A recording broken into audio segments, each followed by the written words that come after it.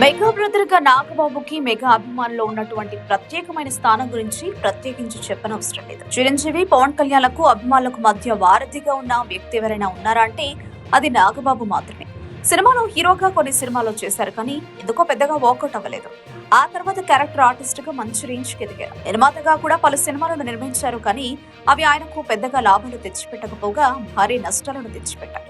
అందుకే నిర్మాతగా రిటైర్ అయ్యారు. అప్పుడప్పుడు ప్రస్తుతం సినిమాల్లో మరియు కొన్ని టీవీ షోస్ లో కనిపిస్తున్నారు, కానీ ఒకప్పుడున్నంత యాక్టివ్ గా మాత్రం లేరనిపిస్తుంది. నాగబాబు చూసేందుకు చాలా అందంగా ఉంటారు. చిరంజీవి, పవన్ కళ్యాణ్ కంటే భారీ కటౌట్. ఎంతో డైనమిక్ గా కనిపించే నాగబాబు ఈ మధ్యకాలంలో బలహీనంగా కనిపిస్తున్నారు. రీసెంట్ గానే ఆయన big boss season 9 family weekend episode లో తన శిష్యుడు, ఆప్తుడు భరణి కోసం వస్తారు.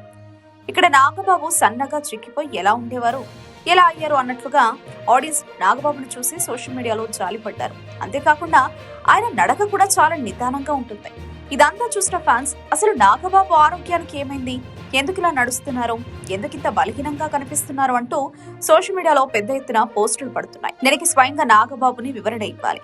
కానీ కెరియర్ పరంగా, కుటుంబ పరంగా ప్రస్తుతం నాగబాబుని మించిన సంతోషమైన వ్యక్తి మెగా ఫ్యామిలీలో ఎవ్వరూ ఉండరు. ఎందుకంటే ఆయన ప్రస్తుతం శాసన మండలిలో ఎమ్మెల్సీగా కొనసాగుతున్నారు. అంతేకాకుండా కొడుకు వరుణ్ తేజ్ పన్నుంటి మగబిడ్డకు జన్మనిచ్చారు. కూతురు నిహారిక కెరియర్ పరంగా మొట్టమొదటి సక్సెస్ చూసింది. ఇక రేపు మాపు నాగబాబు ఆంధ్రప్రదేశ్ లో కేబినెట్ మినిస్టర్ గా కూడా ప్రమాణ స్వీకారం చేసే అవకాశాలు కూడా ఉన్నాయి.